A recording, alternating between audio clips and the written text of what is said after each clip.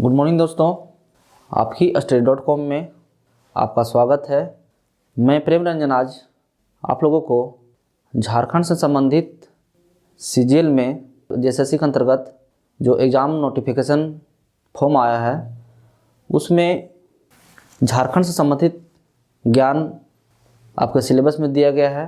उसके बारे में झारखंड संबंधित ज्ञान के अंतर्गत ज्योग्राफी का एक झारखंड से ही संबंधित टॉपिक है जो झारखंड में सिंचाई है, उसके बारे में हम लोग अभी डिस्कस करेंगे। तो हाल ही में जो झारखंड सीजीएल का जो फॉर्म आया है उसमें पेपर 3 में आपको झारखंड से संबंधित ज्ञान जो है वो 40 नंबर का क्वेश्चन है, उसके बारे में हम लोग बारीकी से डिस्कस करेंगे। ठीक है, उसमें ज्योग्राफी का एक टॉपिक है झारखंड में सिंचाई, उसके बारे में हम लोग अभी डिस्कस करने जा रहे हैं दोस्तों। ठीक है, सिंचाई नाम से ही पता चल रहा है झारखंड में सिंचाई मतलब सिंचाई का अगर मुख्य रूप से परिभाषित करेंगे या करते हैं तो कृत्रिम रूप से खेतों तक पानी पहुंचाने की प्रक्रिया को सिंचाई कहते हैं।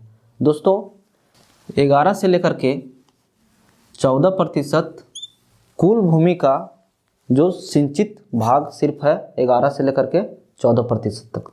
ठीक है दोस्तों, तो ये बात से पता चलता है कि झारखंड में जो कृषि है वो मुख्य निर्भर अगर देखा जाए मुख्य निर्भर अगर है तो मानसून पर ही है। इसलिए दोस्तों हम कह सकते हैं कि कृषि और मानसून के साथ अगर देखा जाए तो एक प्रकार का जुआ के समान है। ठीक है दोस्तों, आगे हम देखते हैं झारखंड में जो मानसून होता है उसका भी समान वितरण नहीं है। उत्तरी भाग में जैसे देवघर हो गया, धनबाद हो गया, ठीक है, बोकारो हो गया, उत्तरी भाग में 100 cm से कम वर्षा होता है और पाट के क्षेत्र में 120 cm से कम वर्षा होता है। पाट क्षेत्र के अंतर्गत जैसे लोहरदगा, पलामू, गुमला ये सब आते हैं।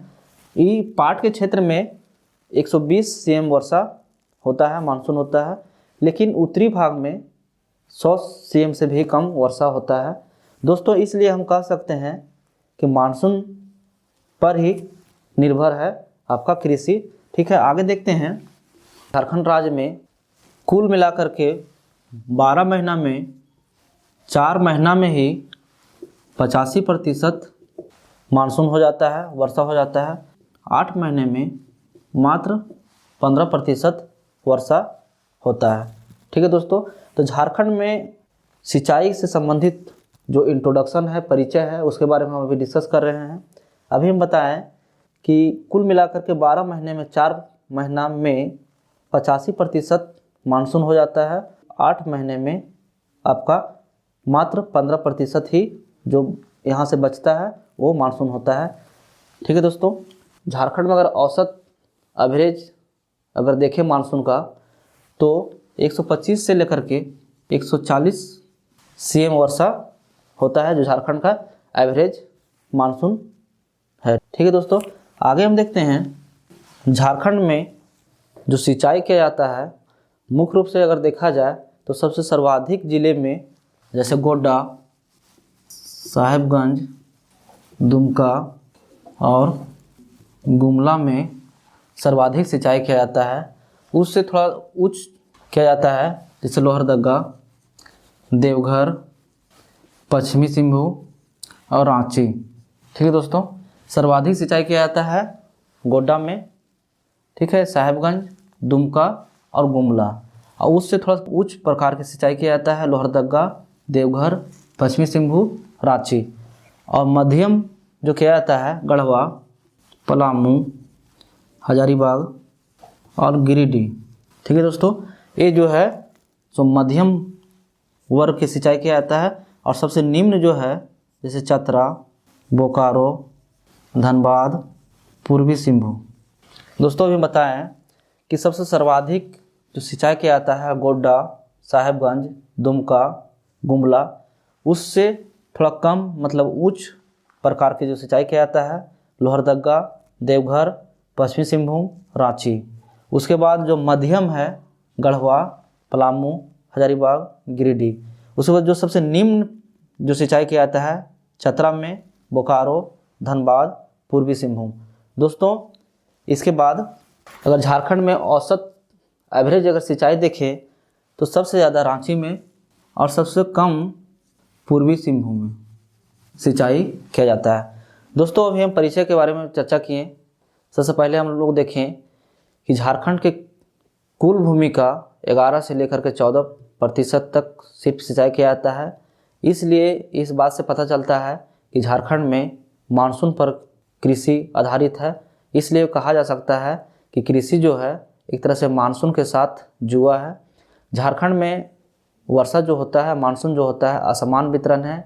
अभी देखें उत्तरी भाग में 100 cm वर्षा हो रहा है तो पहाड़ क्षेत्र में 120 cm वर्षा हो रहा है।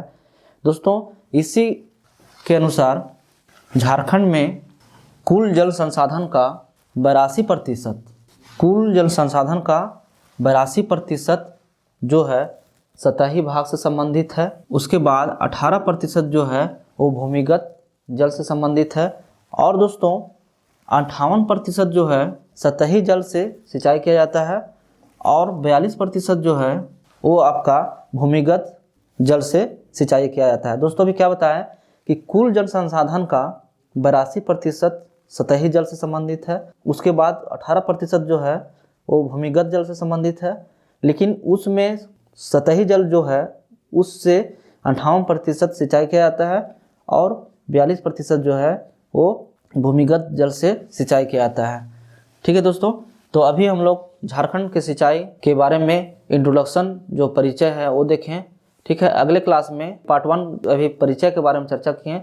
पार्ट 2 में हम लोग जो 4 मुख्य रूप से संसाधन है सिंचाई करने के लिए उसके बारे में डिस्कस करेंगे। दोस्तों आज क्लास यहीं समाप्त करते हैं। धन्यवाद।